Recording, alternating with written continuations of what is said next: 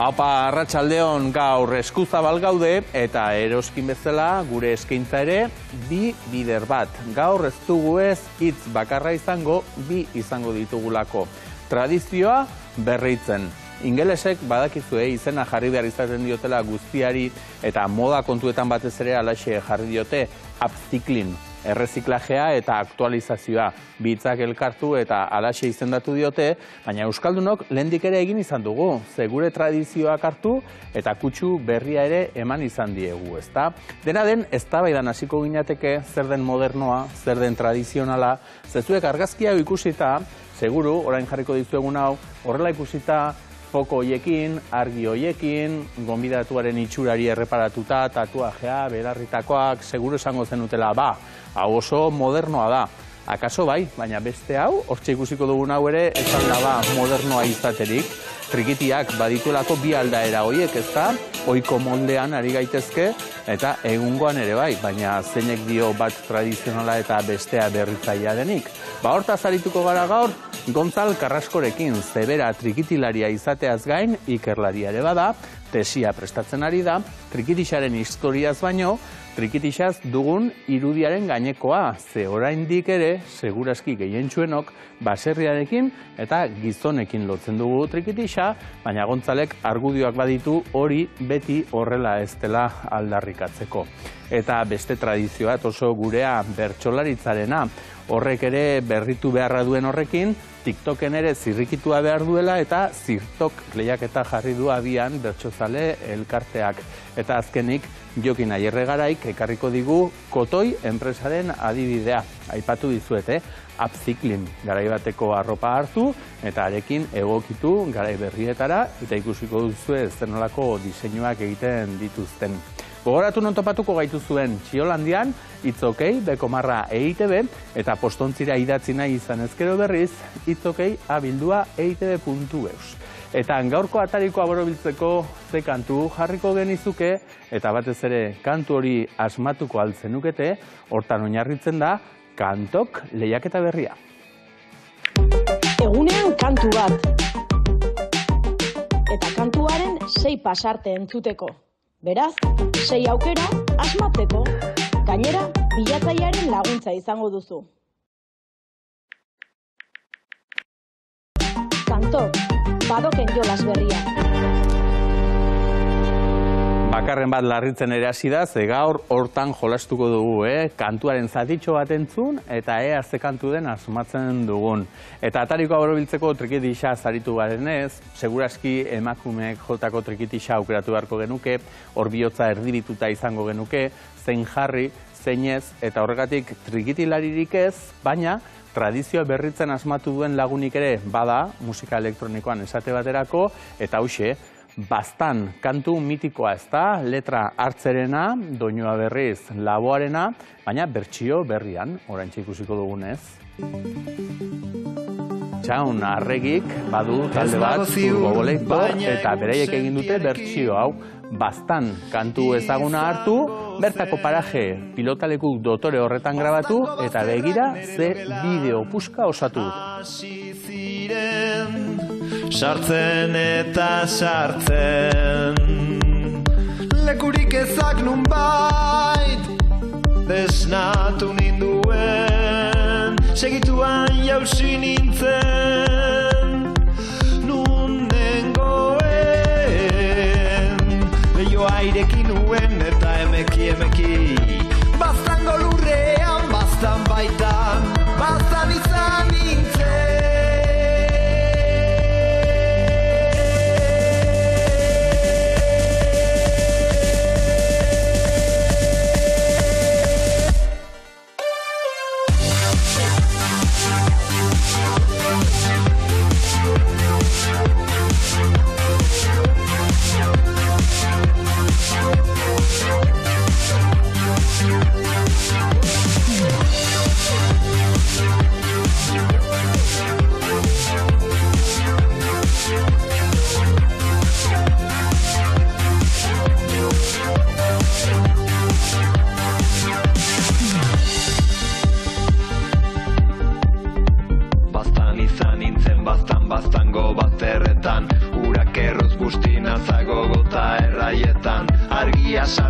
ezurra zalta begietan, atxak gorputz askabeza bizi dadin mendetan, desagertu nadin sekulako zure lurretan, bazan izan nintzen baztango bazterretan, urak erruz bustinazago gota erraietan, argia sarbedi ezurra zalta begietan, atxak gorputz askabeza bizi dadin mendetan, desagertu nadin sekulako zure lurretan.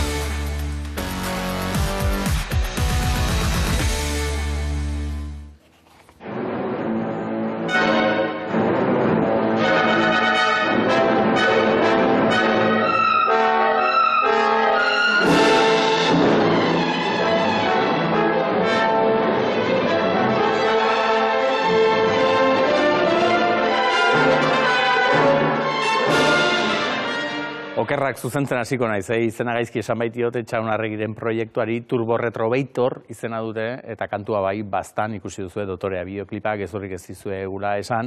Eta guri turboa zeinen jartzen digun, gure kolaboratzaileetako batek, baina adi, gaur honek kategoria handiak eta asko dituen ez emakume honek, gaur kolaboratzaile baino, Bertsozale Elkarteko prentsako langile bezala baitatorkigu Mirari Martiarena. Arratsaldeon, Mirari, zer moduz? Kaixo, arratsaldeon, arraro. Hemen nagolako eta zu hor, eta ez daudelako aurrez aurre. Iesean, ibilizara, iesean, ez dakit, azkenan gaiztakeririk edo egin ote duzun, eta horren beldurrote zinen edo, baina, badakigu, Euskal Herrian barrena ibiltzea ere egokitzen zaizula zuri, eta horregatik eskertzen dizugu ahalegina, baina kontuak merezi duelakoan, ze esan dut nik, tradizioa bai berritu beharra dago, gaur egun, interneten, sare sozialetan ez bazaude, ez zara inor, eta bertsoak ere zirrikitu bat egin dezan TikTok izeneko sare horretan, lehiaketa hauxe jarri duzela abian, ez? Bai, lehiaketaren izena zirtok da, eta umore errimatua sustatzeko edo sortzeko sortu dugun lehiaketa da.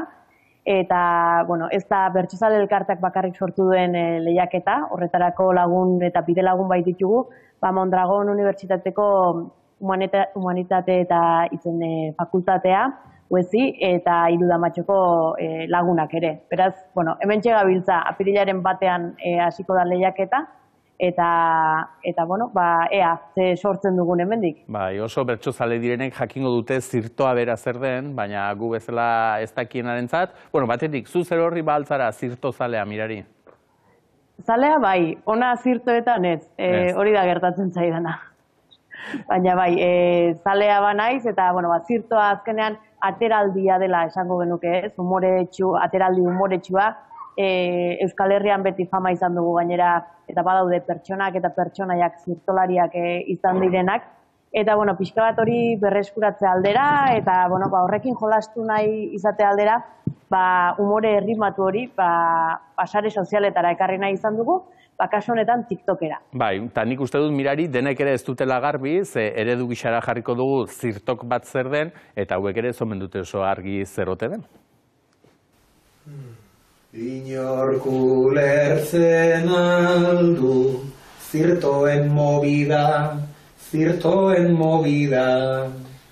Errimatzen den lehen erantzun hori da. Barrea nola sortu guztion neurrira. Denok edukitzeko irrian kabida. Norbere lehen ideiak landu behar dira. Norbere lehen ideiak landu behar dira. Hauxe izan daiteke parte hartzeko moduetako bat. Bertso jarrien antzera, ondo pentsatu, nun batek botako duen eta besteak erantzungo duen, ez?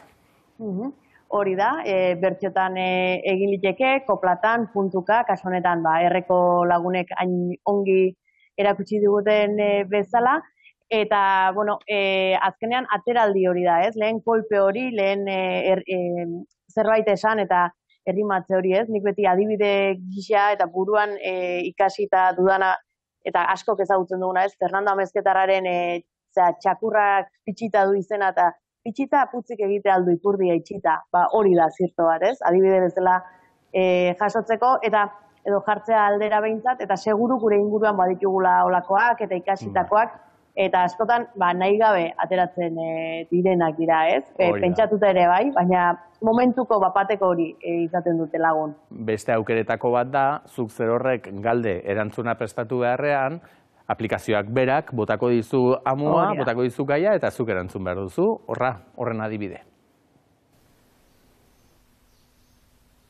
Mendirako tortilla edo barrita, asko hobeto nago ni sofan jarrita. Zuk zer nahiago duzun ez dizut galdetuko, sofan jarrita gaurrez, gaur urruti zaudelako, baina arek batetik agoz esan du, baina kantuan ere esan daiteke, horra bestea. Gonbidatuko alnauzu zure hiletara, gaztea naizta ez dut hau pentsatu jada. Hortxe erantzun dio, eta ikusten duzuenez, aukera hori ematen duela, ze irudia zari garenez, jostaketarako aukera ematen du TikTokek, eta horretarako propioeta ere sortu dituzu, ez da, filtroak eta mirari. Bai, eta horretan aritu dira Irudamatxeko lagunak eta Erreko laukotea, Leire Bargas, Oiana Arana, Itze Arana eta Aner Peritz, eta eskertzen diegu, egin dutena zeku hasiko bagina, seguru ez genukela asmatuko alakorik egiten. Zu esketxetan ere etzara makala, eta esketxetan parte hartzeko aukera ere bada, horra beste adibidea. Zuen okindegian bollorik baldago, bollo pila bat dago, nahi bazuk gehiago. Nik nata probatzea nahi nuke luzaro, konversazioa hause pixka bat luzea, biontzako bihurtu bide gurutzea. Horiek dira parte hartzeko aukerak, eta horixe nola parte hartu? Mirari, orain bakarren bati poxpoloa piztu badiogu eta grina piztu badiogu parte hartzeko, zer egin behar du? Horretarako TikTok aplikazioan perfila izan behar da, eta ez baldin baduzu sortu egin beharko duzu kasu honetan, eta vertikalean grabatu behar dira bideoak TikToken. Gu bezalako zarrek esaten den moduan, oraindik horizontalean grabatzen ditugu, baina TikToken vertikalean grabatu behar izaten dira. Eta gero, zirtok traola jarri eta parte hartuko luke lehiaketan bideo horrek. Garrantzitsua da gainera humoreaz eta ari garenez, eta hemen ere zurekin zer horrekin ere aipatu izan dugu, ez da, humoreak ere badituela bere mugak, zaindu beharrekoak, eta horregatik adibidez, ez duzue humore baztertzailerik ere onartuko, ez? Hori da, epaimai talde bat dago, eta ikusten badugu arauak urratzen direla, eta oinarriak urratzen direla, eta ez dela inorre errespetuz tratatzen, ez da kontuan hartuko bideo hori, ez da. Eta, hau ongi pasatzeko da, euskerarekin jolasteko, bertsoekin, errimarekin jolasteko, humorearekin jolasteko, eta pentsatzen dugu parte hartzen dutenek hori ere jokuaren arau horiek errespetatuko dituztela, eta horikoak kontuan hartuko den gauzetako bat izango da bai. Ongi pasa bai, baina sariak irabazteko ere bai. Lehiaketarik ez dagoelako saririk gabe, eta saririk ere izango da noski. Bai, 3 maila edo 3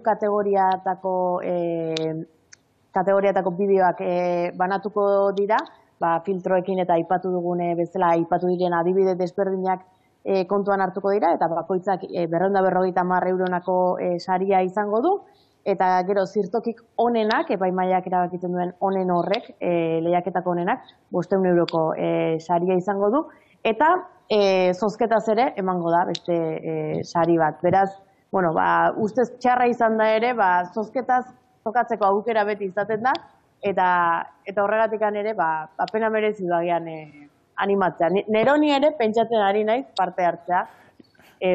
Izan ere hori aipatu behar nizuen, Mirari, zirtuan esan duzu txarra zarela, musean ona? Musean ez dakit jokatzen. Enbido eta hor dago. Izan ere, zu kanpaikaden kanpainan ari zaren ez buru belarri, urruna hemen etortzen zarenean egin beharko dugu. Biok ere zirtok bat edo. Bai, buruan bueltak ibili dut kanpaikadak zirto moduan eman ditzakegula, eta bide batez, urte bukaerako lanak eginda utzi eta zirtoken parte hartu. Bida, hori ez da txarra. Alakoren bat ikusiko dugu. Eskerrik asko Mirari, estimatuta dago eta eutxi horri, laizterra arte. Eskerrik asko zuei.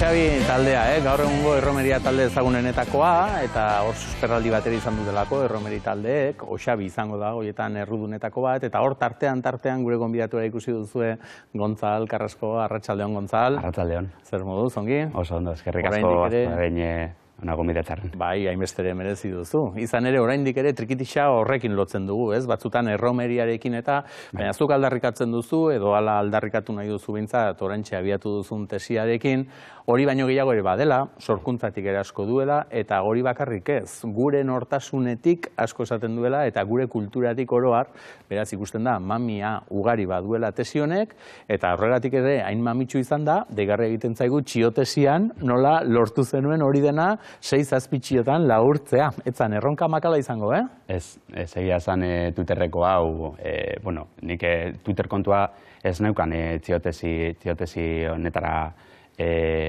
parte hartzeko esan zidatenean, baina beren beregi kontua egin nuen bertan parte hartzeko, eta egia esan, harinagotik tweetak edo txioak prest neuzkan, baina momentuan bertan egunean ere aldaketatxo batzuk egin dituen, beraz zen izan batere erraza. Bai, ze orain arte trikitilari gisa aurkeztu zaitugu Gontzal, baina hortxe bekaldean jarri dugu trikitilari eta ikerlaria zarela, eta gainera, zortea izan duzu kasu honetan, biak bat egiteko moduan izan zarelako, batetik txikitatik ari zarelako trikitilari, afizioa esan behar nuen, ia ofizioa ere izan da askotan, klaseak eta ere eman izan dituzulako, eta bestetik historian lizentziatu ezaren horrekin, ikerketa hasi behar, eta ja behin masterra eginda, azkar ibilizinean gainera, ze masterrean ere gero tesia izango zenaren zatitxo bat sartu, eta horrentxe ja tesia prestatu, ez? Bai, oso argi izan nuen egia esan ikerketa munduan sartu nahi nuela, eta trikitisa bera ere ikertu nahi nuela, nahi nuen trikitisa ikertu egia esan,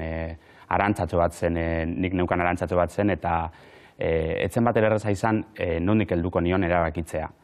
Masterrean bertan irakasle asko izan dituen, eta egia esan egin nuen masterra, master horrek arlo asko ukitzen zituen, eta irakasle ezberdinak izan dituen, eta egia esan ikusten nuen, ez da, bertatik tiratu nezake, beste ez dakiz zer egin dezaket, baina azkenean ikusi nuenean ez ditzu garai gaur egun nire tutora dena, bere ikerketa lerroarekin bat egin nezakela, esan nuen hau da nidea. Eta bertatik proiektotxua diseinatu genuen eta aurrera egin nuen. Bai, ze zuzer horrek begiz historia jozen ezaken, jatorria, trikitiaren jatorria nongo haute den, Bizkaian sortutako haute den, Italiatik etorrita, zu horretan ez zara sartuko, olakorik ere izango da tartean, ez? Baina historiako ikasle izanagatik hori izan zitekeen aurrena aurrikustekoa, baina zuk nondik datorren eta aztertu baino nahiago duzu trikitixaren ze irudi dugun.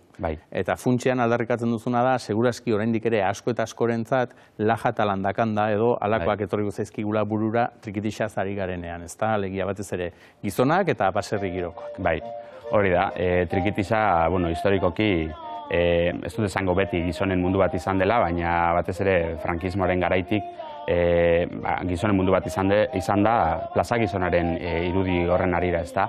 Emakumeak egia zen, 1980 garna markadatik aurrera egin zuten jauzi hori eta apurkan hau frogatuta dago gaur egun emakume trikitilariak gehiengoak direla.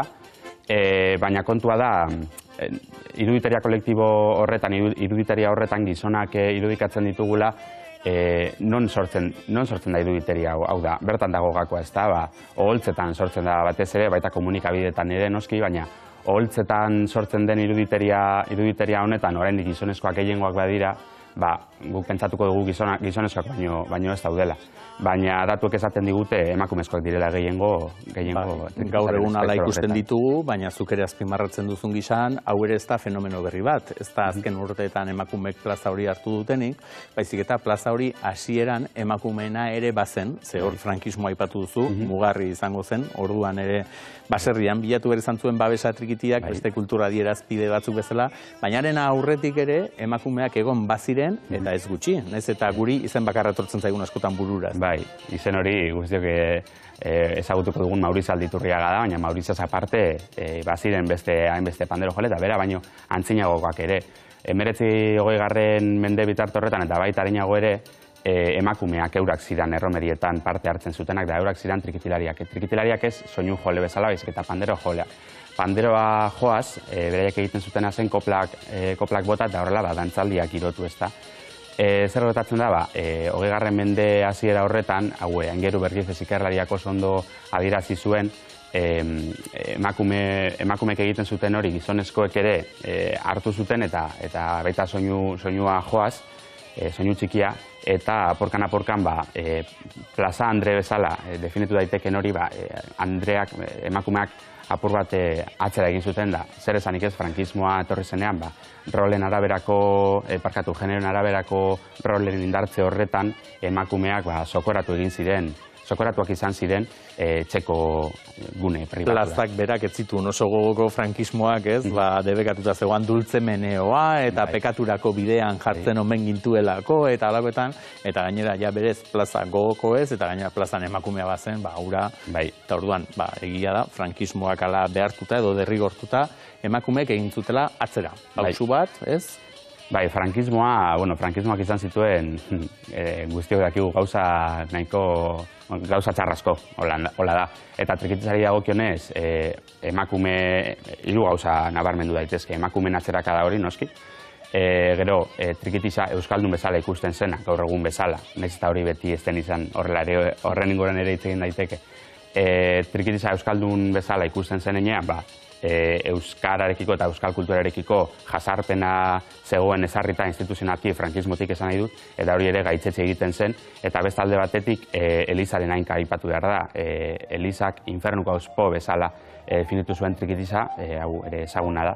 Zergatik, trikitizarekin erabaten esateko moralitatea urratzen zelako, eta sexu askapenerako bide bat ere zelako, mendialdetan egiten zen erromeria. Horregatik, trikitizak bertan aurkitu zuen babesa, herri kulturan, baserrietan, eta hiri handietatik etzen ondo ikusten. Zerbait aldean noen kontua, ez, askotan euskarakin eta gertatzen den bezala. Basatien kontu bat bezala. Basatien kontua, lotxatzeko modukoa ere, hauek, grazioso hauek eutxi diote, baina guia garai berrietara egokitu gara, eta ja trikitixa aspaldian atzean geratu da.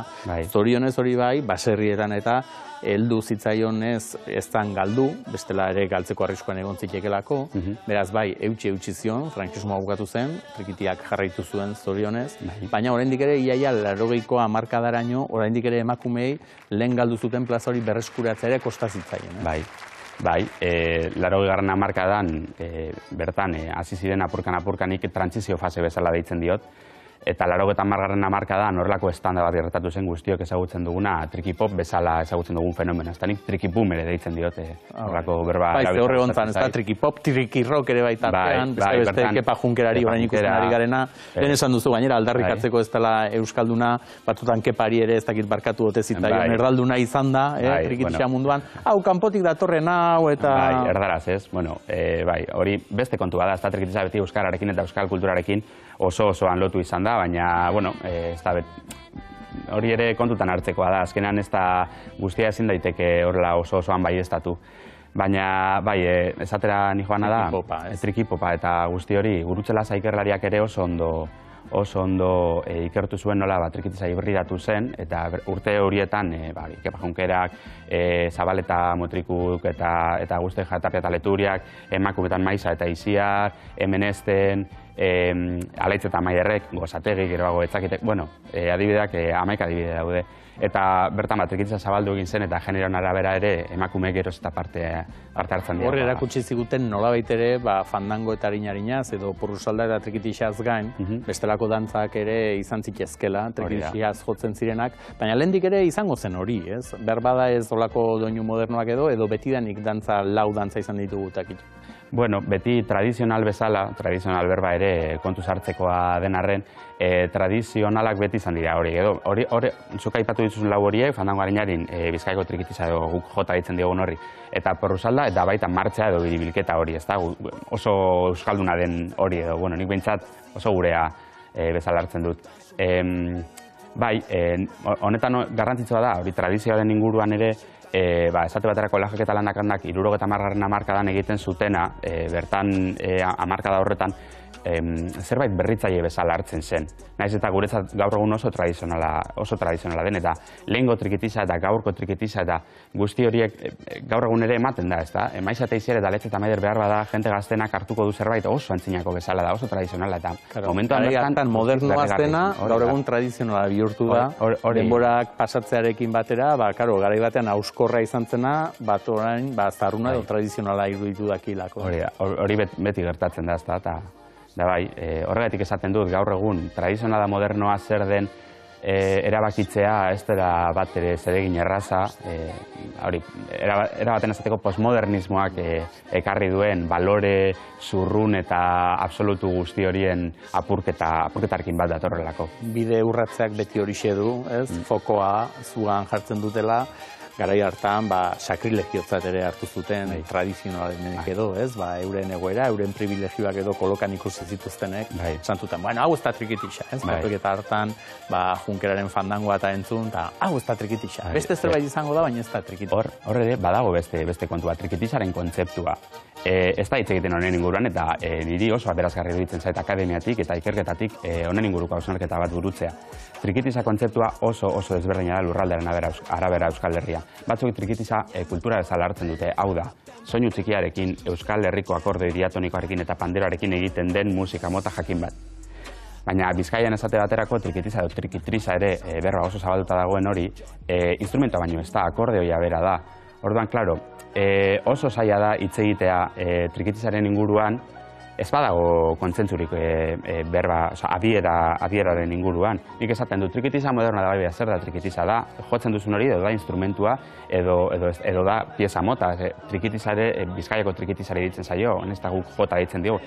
Bueno, guzti hau oso nazgarria da, baina akademiatik gauza hauek teorikoki oso ondo finkatuta izatea ezinbestekoa da. Ezinbestekoa da. Esan dugu, ez, garai batean triki pop zana, gero triki elektronikoa ere bihurtu zen, ez? Gose agertu zen, haiek izan ziren aintzindari, gaur egun baditugu Basun eta halako beste adibide batzuk. Baina adibidez, haiek ere atera zirenean, eta uste dut gainera erronka bikoitza zela, Ines Osinaga bera zelako frontwomana edo, ez? Normalean frontmanak izaten ditugun bezala, bera emakume ahaldundu bat agertzen zen bere trikitixarekin, atzean bi gizon zituela, eta zer eta makinaria elektronikoarekin.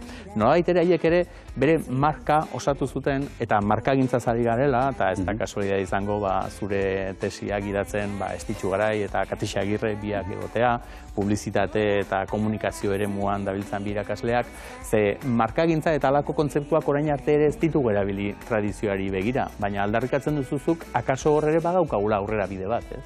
Hori da, nik azkenean markagintza horretatik egiten dudana da errealitatearekin alderaketa bat egiten dut, azterketa konparatibo bat egiten diogu. Markak eta realitateak ez dutezetan bat egin. Eta tesiarekin azkenan hori frogatu nahi dutea bat egiten duten edo ez. Gure hipotesia da ez. Ez.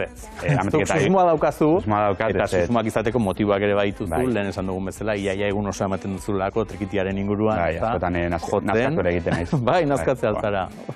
Pentsatzen dut, disimulatu duzula, taldearekin batetik, hermanekin bikote gisa, gero irakasle ere bai, ze kalapitan ere ikusi izan zaitugu nola tutorialak eta ere egiten dituzuen YouTubeen eta ez, trikitixa ikasteko, ze hor etorkizuna ere begiratzen ari garen hortan, eta zuk esan duzu gaur egun emakumeak dira, eta segurazki trikitixa eskoletan ere ikasle gehientsunak neskak. Bai. Bueno, ja ez nabile irakasle kalapitakan, ezin nun, doktoretza zinuenean klaseak. Denera ezin iritsi, baina. Eta bai, hori, doktoretza zinuenean klaseak ematea, ezin nuen, azkenean. Hori bai, da, bideo hauek horrela hasi ginen pandemia garaian, nola ikasleen gana hurbildu eta hori guztia YouTubeen geratu dira, zuek hartu dituzue bai. Bai, antxe handik lapurtu ditugu. Izan ere, etorkizuna zari garela, aipatu behar da, bertso ez. Hortik ere aipatu genezake, ez? Bertso elkarteak eta trikitixa elkarteak ze bidek egin dituzten, baina trikitilari eskolek uste dut horre bultzada ederra eman diotela honi, ez? En finean, gaztei eta ere erakargarri egiteko, eta gazteak, hortxe kateak apurdurarik edo izan ez zezan, ez?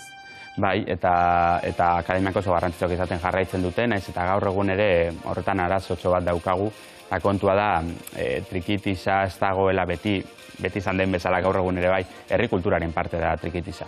Bueno, ez guztiz, baina herri kulturaren parte bezala har daiteke, da akademiaren kontua hor oso esanguratsua da. Trikitixa betidanik gaur egun ezain beste, baina aurrez aurre erakutsi izan da. Eta hori uste dute ezaugarritzen duela herri musika, ez da, lehen baserretan egiten zena. Gaur egun irakasle falta bat somatzen dugu akademietan, trikitixa akademietan, eta eruditzen zaigu hori arazo bat dela. Naiz eta zuk esan bezala, ikasleen artean eta Euskal Herriko Trikitixa elkarteak 2015 edo 2016, naiz ondo gogoratzen, ez dakit urtetan izan zen, zentzu bat egin zuen, eta zentzu horretan ikusten zen ikasleen 75 emakumeak zirela, beraz, bai, zuk esaten duzun bezala, eskolek badute eragiteko ahalmen hori, ez da, gero kalean nabaritzen den zerbait da. Oholtzetan, ez dakit. Oholtzetan ez hainbeste. Ze hori aipatu behar nun, ez? Esan dugu, zuk esan duzu, 80ko hamarkadan emakumeek berreskuratu dutela espazio hori, ordura arte patriarkaduaren oinarriak edo frankismoak bere egin eta alaxe baztertu zituela. Gero emakumeak plazara itzuli diren horretan, oraindik ere ez dute arriskua edo berriz ere bigarren mailan geratzeko legia pandero jole gisa bai, ez? Ahotsez edo bai, baina muina, ze muina beti badirudi soinu txikia jotzen duenak edo arek duela, hor oraindik ere kosta. Bai, kontua da patriarkatuak bere horretan jarraitzen duela.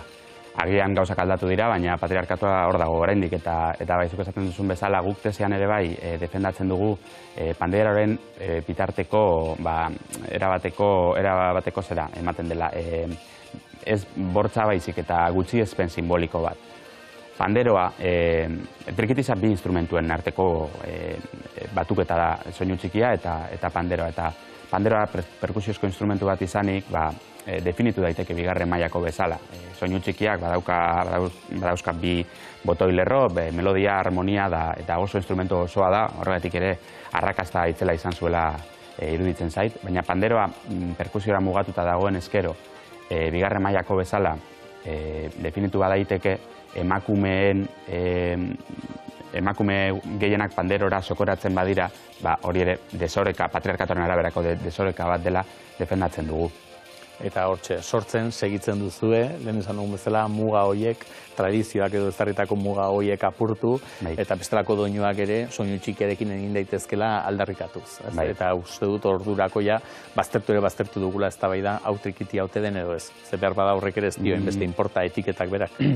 Bai, horretan, esateko daukat, nik nauk behintzat, hau ja ikerketatik kanpo da, iritzi pertsonal bat da, baina iruditzen zait, lurralde jakin bateko da adin jakin batetik aurrerako horiek uste dutela oraindik trikitixa hau dela eta hau ez. Eta jotzen baduzu betiko lau piezatatik kanpo zeuser joten dozunean, hori ez dela trikitixa. Ez da gazteak gaur egun nik uste trikitixa bakarrik instrumentua bera hartzen dutela, gitarra izango balitz bezala, hau da. Era baten bebai, kendu egin diotela nortasun hori, ez da? Eta bueno, hau positibara izan daiteke, azkenean, eta lehen esan dudan bezala, ez duzetan izan A edo B, balore zurrun horiek apurtzeko daude, eta zentzu honetan ere hori eman daiteke, ez, zentzu batean. Aipatu dugu lehen trikitiaren etorkizuna eskolumen esku izango dela neurri handi batean, orain berriz zure etorkizuna hitz egingo dugu, oraintxe maiatzean batetik Ikergazte izango delako, ez? Bertan ere defendatu beharko duzu lana, prestura ere, ja txioen muga gaindituta, bestelako apalditxoa edo hitzalditxoa, ez? Eman beharko duzu bertan. Bai, hori maiatzean izango den Ikergazten, orain nabile artikularen azken bertsioa amaitzeko, bihar bialdu behar dut izatez, hor nabil apur bat ez du egia esan. Eskertzen dizugu alegina, holako lana izan eta ere hona etortzeak, eta gero berriz urrutira zoaz. Ze trikitixa, baserritik atera dugu plazara, plazatik Euskal Herria, Euskal Herritik mundura, eta ikerketa hain zuzen ere horixe egingo duzu, ezta? Egonaldi bat atzerrian eta bertan landuko duzu. Bai, hori da. Urrian joango naiz New Yorkera, Kolumbiako Unibertsitatera, bertan hori atzerriko estantzia bat egiten, bertan daukate horrelako hemeroteka bat munduko herri musikaren ingurukoa da. Bertan beste azterketa konparatibo bat egitea da, beste herri kulturako instrumentu batzekin edo fenomeno batzekin zer gertatzen den ikustea, iruditzen zaitezirako nahiko aberasgarri izango dela. Kostako zaizua kaso haiei azaltzea trikitixa zer den, ze eramanera mango duzu trikitixa, ez? Ez du pentsau egiz esan. Trikitixarik abetzaitu imaginatzen, lehen esan bezala, ez da? Azkenean, 24 orduz trikitixaren gainean. Alegin egingo dut. Horixe bai, ez adi jarraituko dugu ikerketa zertan den. Zuzer horri musikazal izan da, ez dakit gaur jolastu duzun kantokera. Oraindik ez. Oraindik ez. Baina zer den badakizu? Bai, zerbait ikusi dut. Hori da, atarikoan guk ere aipatu dugulako, azkenean badok.eus atariak joko hause jarri dugu abian, badakizu badok.eus dela euskal musikaren gainean dugun datu baserik garrantzitsuenetako bat, guri ere oso lagungarri egiten zaiguna, saio hau prestatzeko, ze euskal musikaren gainean pistarik edo nahi badugu bertan topatzen dugu, eta orain jartxan jarri dutena da, hori kantok. Egunean behinta bezalaxe, egunero jolasteko itzordua, baina kasu honetan kantuen gainean. Kantu bat entzun eta ea ura asmatzeko gaizareten. Badoken berriaren euskal musikaren atarian martxan jarri dugu kantok aste honetan, ikusita pixka bat azkeneko urtetan zenbat ugaritu diren, egunero tartetxo batean egiteko moduko jolasak. Azkenean kantok da egunero kantu bat asmatzeko jolasa. Kantu bat aukeratzen dugu Badoken datu base zabaletik, eta erabiltzaileak kantu horren hasierako pasartetxo bat entzun da, segundo batzuk entzun da, asmatu beharko du ze kantu den. Eta bukaeran, asmatu zeinez, dene jakingo dute kantuaren izenburua. Jolasaren helburua, kantoken helburua, Badoken beraren helburua bezalaxe, da euskal musika sustatzea azkenean. Jendeak ezagutzeko eta batez ere entzuteko. Baina jolasa den neurrian helburua da jolastea. Ez dago denbora mugarik, ez dago puntuaziorik, ez dago sailkapenik, da norbere buruarekin edo taldean egunero tarte atsegin bat pasatzea euskal musika ez gozatuz.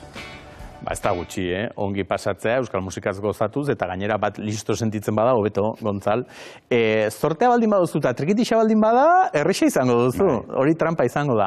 Nik batez ere gaur spoilerrik ez genuelako egin nahi, ze guztiek bai kantu berdina entzuten dute, orduan gaurkoarekin egingo bagenu proba, gero ja denek erantzuna jakingo lukete, orduan atzokoarekin egin dugu. Ea, entzun eta asmatzeko gai ote garen ze kantu den.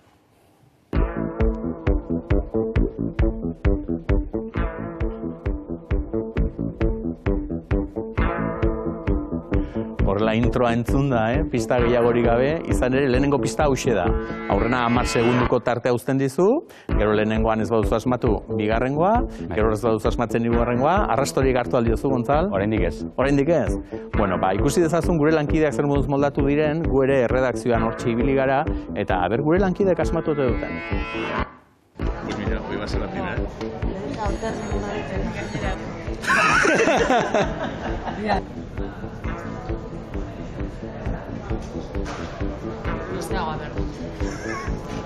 Bueno, da.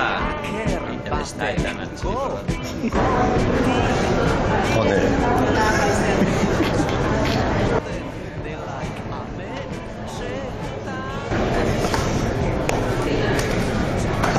Baina zer da.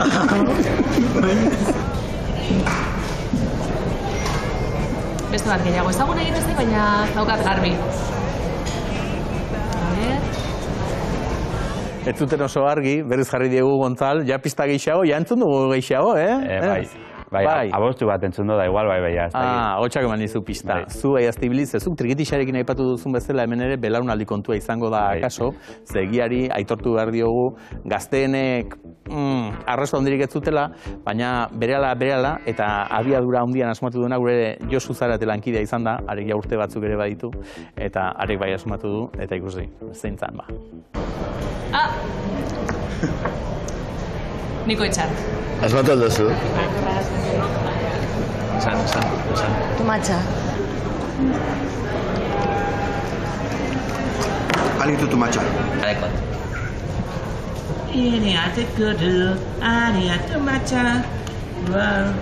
Niko Etxar da. Tumatxa Niko Etxar, jazta. Onartu. Zu bai aditua. Igual gazte irabazlea da, zera oso berezia. Ja, oso berezia da. Retiratzen dut. Zango nuke, ez daukat, susmorik ere. Zuzara aditua esan du Galderrek argi gera dadia, ez dela arrokeria izan, baizik eta aplikazioak berak alaix esaten dizu asmatu duzunean, eguraldikoak berriz, uste dut harrapatu ditugula isobara artean eta galduta, baina hortxe, jolaserako aukera eman digula behintzat, hori bai Gontzal, aipatuko dizut, atzo ez, eran egun askoz ezagunagoa zela. Ze Euskal Herriko intro ezagunenetakoa zein den galdetuta, etzazue erantzun, badazpadare, ze abesti horren bertsio berri bat egin du modus operandi taldeak, fit bat egin da gainera, Aiora Rementeriarekin. Eta aurreratzen dizuet, bihar hemen saioan izango dugula. Tarte txiki bat jarriko dizuegu, ea asmatzen duzuen ze kantuz ari garen.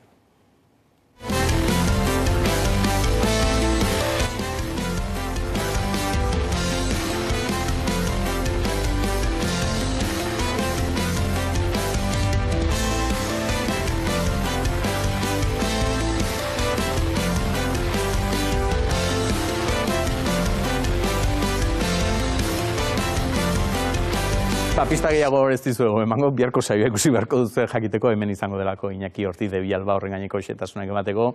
Gontzal, eskertu behar dizugu atrako hau ere onartu izana, eta batez ere zure tesiaren berri eman izana, ze beretan uste dugu interesgarria dela, alako gogo eta ere, eta zuk aipatu duzun bezala, gure kulturaren ez ezik, gure nortasunaren zati den trikitiare kontutan hartzeko. Eskerrik asko Gontzal, eta zortuen izan dezazula, ari jarraituko dugu.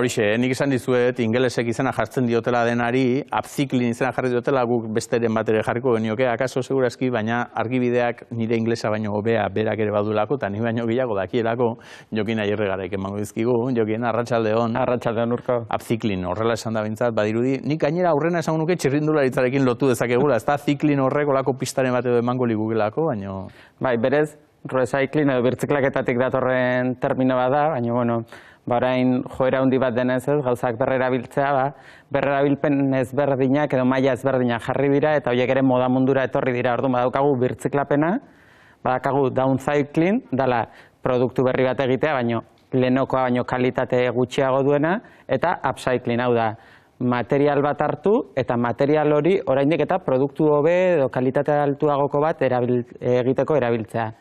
Zein da ezberdintasuna birtziklatu eta upcyclinga egitaren artean? Upcyclinga materiala bere horretan erabili behar dela. Hau da, ez du prozesu kimikorik jasaten, ez da berregiten, eta modak horregatik hartu du horren ondo. Orduan iruditzen zait, jasangarritasunaren izenean behintzat aurrera bide bat dela, ez? Azkenean, hor lortzen dugulako, bigarren bizitza bat izan dezatela, oialoiek, eta... Hori da, zuek irudikatzeko, kamiseta simple bat egiteko gutxienez 1000 bat urlitro erabiltzen dira, eta 4000 iritsi daiteke hori, kamiseta bat egiteko bakarrik. Orduan, kamiseta horri bizitza luzeago bat emateko aukera badaukagu eta horrekin gainera beste nolabaiteko jantziak egin, horrek aurrerapen handia ematen dio moda munduari. Gaiztoarena eginez, esango dut, beste bakarren batek erala pentsatuko duelako, baina lehendik eginda dagoena egitea, hori egitea baino kopiatzea edo ez, halako bat bada. Bai, egia pausoa badela, oinarrian ez murriztea, eta bere hortan egin beharko genuke saiakera, zen moda mundua bada munduko industria kutsagarrienetako bat, tamalez, baina, joera honek geroz eta indar gehiago du industrian, eta askotan ez da bakarrik kamiseta bat egin da, agian etzen egin behar eta beste bizitza bat emango diogu, askotan prozesu horretan sortzen diren bestelako hondakinak ere behar dira, ez? Batzutan oialak egitean bertan, zuk imaginatu, pantalla honen zabalera duen oial bat, horrelako marka txiki bat dauka erdian, 3 milimetrokoa eta dagoeneko deskartatu egiten da produkziorako, ze makinak ez daki hori baztertzen industrializazioan lan egiten denean. Orduan, zer egin horrekin? Normalean lehen intzineratu egiten ziren horrelako oialak, eta orain moda etxe ezberdinak eta txikiagoak direnak eta hauek aprobetxatzen ikasi dute. Begira, orduan hortik alde hortatik ere badu. Zait Euskal Herrian ere alakorik izan badaukagun, edo hau kanpotik datorren moda bat den, edo Google horri ere baute gabiltzan hortan, edo... Egia da, terminoak argi uzten duen bezala ez, badator herrialde anglosajoietatik, batez ere Ingalaterratik, moda etxe handiak ibili dira, Margielak bere garaian egin zuen eskularruekin, beisboleko kapelekin eta bilduma bat, horrek garrantzia gehiago eman zion, eta Euskal Herrira ere iritsi da ez, badaude tutituz berre eta zintak berrerabiliz egiten dituzten poltsoak, geroz eta marka gehiago daude, baina bada bat, bereziki horretan berezitu dena, eta bada kotoi, ez dakit ezaguna egiten zaizu, Luzko? Bai, uste duzu ginez aipatu izan duzula, tarte honetan, ez da, izan ere kotoiak, pentsatzeko da, kotoiarekin lan egiten dutela. Hori da, ze Euskal Herrian urte askoan eduki dugu, eta oraindik bada, naiz eta txikiagoa den, E-Block fabrika edo jende askok ezagutuko du Bergarako algodonera bezala. Eta, bertan, produkzio handiak egiten dira, eta produkzio horiek egitean, sortzen dira tarak edo nolabaiteko akatsak telak egitean, eta horiek ez botatzeko, gure diseinatzaile hauek egiten dutena da, oial horiek hartu, eta patroiak pentsatu nola jarri, ze jantzi mota egin daitezken, zatitxo horiek erabili gabe, oiala alik eta gehien aprobetxatzeko. Begira, aste honetan dobleko lana nola jarri dizugun, esan behar nuen gu izan garela taierrea, baina ez zu zer horri izan zinelako, nahiz eta iruditan ez ikusi, lotxatik ibili zinen, baina bereiekin aritu zinen, eta ikus dezagun, zer kontatu zizuten.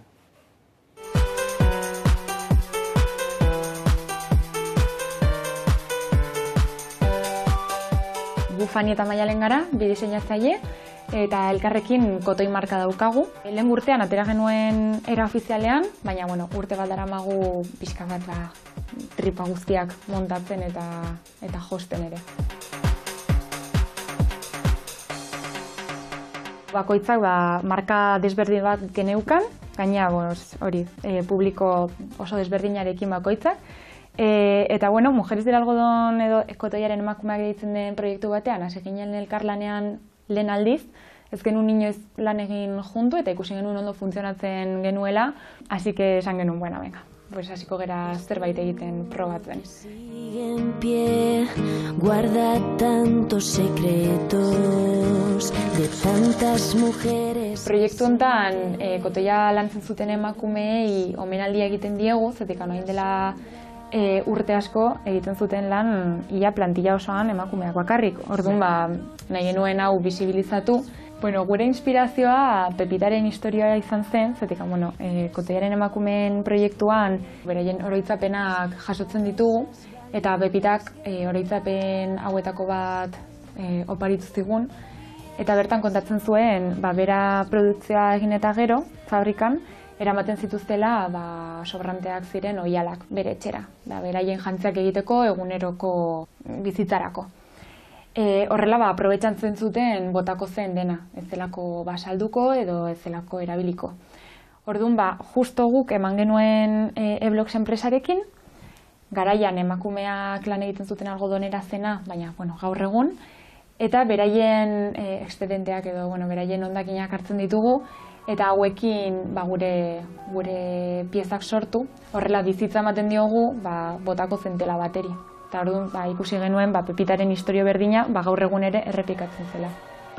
Jasangarritasuna gure baloreen oinarria da, Orduan, hau oso garrantzitsua iruditzen zaigu zabaltzea, erakustea, eta horretarako tailerrak egin ditugu, baita ere txarlak, iruditzen zaigu oso garrantzitsua jendeak hau ere geroz eta gehiago bere eguneroko bizitzan pixkat integratzea edo normalizatzea behintzat.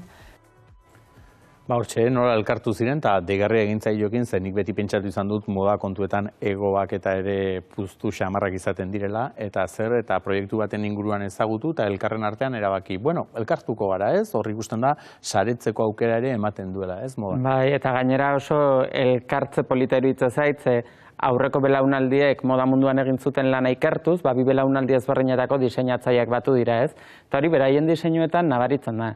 Ze beraiek gorputz anitzetarako egiten dute lana, gizonezkoentzako, emakumezkoentzako, eta hori eskertzekoa da, ze orokorrean ez da erresa horrelako moda proposamen bat topatzea. Bai, ez, behar bada publiko zehatz bat baldin badaukazu, ez, hartara egokitzen zara erresago, bentruko hartuta, alakoak egin ditzazkezu, baina publikoa zabala baldin bada, zailagoa. Hori da, gainera beraiek daukaten alde hona da, neurri nahiko logikoekin egiten dute lana, gorputz errealekin, orduan badaukate bere taiajea, SML esan dezagun, baina baita ere ematen dizute aukera, beraien tailerrera jun eta jantzi horiek zure gorputzari espreski egokitzeko.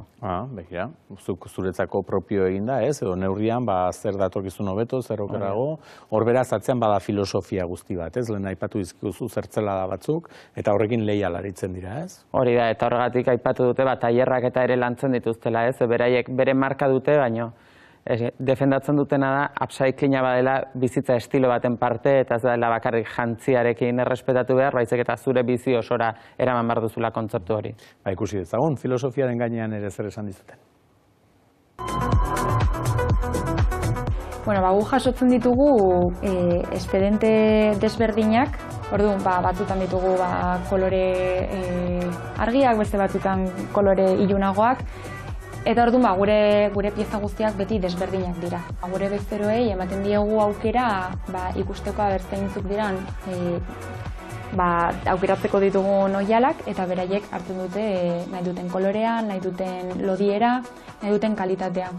Eta gero, eskarira egiten ditugu piezak edo produkzio txikitan, orduan alditugu justo markitak edo telak daukan akatsa kendu dezakegu eta horrela gure piezak sortu. Tela bakeroa edo denim oihala erabiltzen dugu gure arropak egiteko, eta gure helburu nagusia zen eguneroko arropa egitea, ez? Azkenan kaletik eramateko edo eguneroko arropa. Baina justo izan ditugu aukerak alfombratara eramateko edo evento eleganteagotara eramateko, eta azkenean esan genuen zergatik ez, guazen oihal hau beste kontestu batean sartzera, eta azkenean ondo ikusi dugu, enkajartzen duela, eta pozik gaude.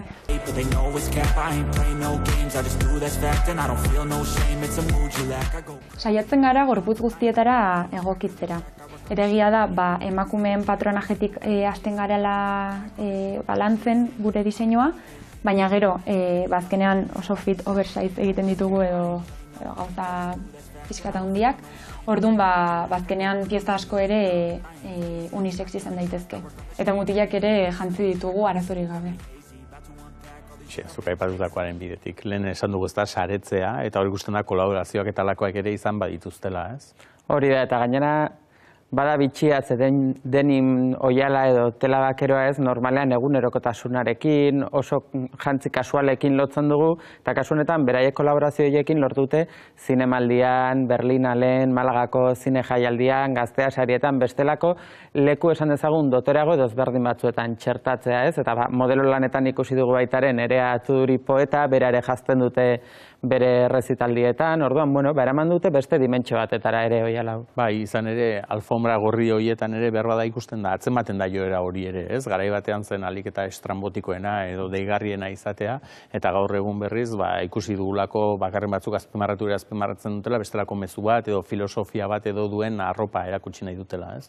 Hori da, eta geroz eta gehiago errespetatzen dena da, jantzi hori eramango duenaren nortasuna, ez? Adibidez, esti urresola beraien kontzeptuarekin oso bat dator. Eta niri asko gustatzen zait estik nola defendatzen duen hori alfombra gorrian. Olako martxan jarraitzen badugu, modelo desentekin marko dizkiotez, saria jaso eta jaso ari da pelikula, ez da? Izan ere, gaur bertan aurre estreinaldia daukagu, EITB-ren eskutik, aniztasunaren astea, ospatzen ari garelako EITB-en. Oraindik ere zinemaretoetan ez dago, 20.000 espezies de abejas, baina ikusteko irrikitan, seguru merezi duela eta. Eta, bueno, zuk esan duzun bezala, beraientzat ere lagungarri izango da, olako jendeak, olako tokietan eta ere bere modeloak eta erakusteak, ez? Hori da, azkenean modan zure lan erakusteko kolaborazioa da bidea, desfileak oso gutxi egiten dira eta gainera ez dira batere merkeak izaten. Orduan, kolaborazio hauen bitartez ere, bertako gazteekin edo marka berriekin kolaboratzea erabakitzen duten jendeari ere eskertu egin martzaio, ez? Apustu bada, horrelako proiektzioa daukan norbaiten atzean, normalean bere ala daude markak jazteko prest, marka handiagoak, eta adibidez, Carlota Pereda edo Esti Urresolak beraien aldeko apustua egin dutenean, hori ere, beraien aldetik asko adierazten. Eta gero aipatu dutena ikastaroena, ez? Hori ere ongi dago, ez? Berei gor daukaten jakituria bat eta hori ere partekatzea, ez? Eta gizartera. Azken finean, beraiek filosofiaren barne daukatek, lehen azaltzen nuen bezala, jakintza bidez ere hori zure bizitzara eramatea, orduan, josketa klasak ematen dituzte, bestelako birtziklapenari lotutako hitzaldi eta bestelako tailerretan ere presente daude, orduan, horren bidez lortzen dutena jantziak transmititzen dizun hori nolabait beste kontzeptu batzuetara ere eramatea. Begira. Hortxe, pixkanaka, Euskal Diseinatzaileak errepasatuko ditugula agindu genuen, etxeko lanako egin dituzu, Jokin, jakinda gainera erdi elbarrituta zabiltzala horrenik ere gehiago eskertzen dizugu alegina, eta urrungoan ere izango dugu beste diseinatzaileren baten berri. Eskerrik asko, Jokin, eta zui ere eskerrik asko, gogoratu bihar astea bukatzeko ere hementxe izango garela, ze gainera bihar izango dugu pixka batean azkena. Bai, ongi portatu gara urten eta oporrak dauzkagu aste santuan, baina bihar hementxe izango gara, ordura arte txintxe bilin, izan.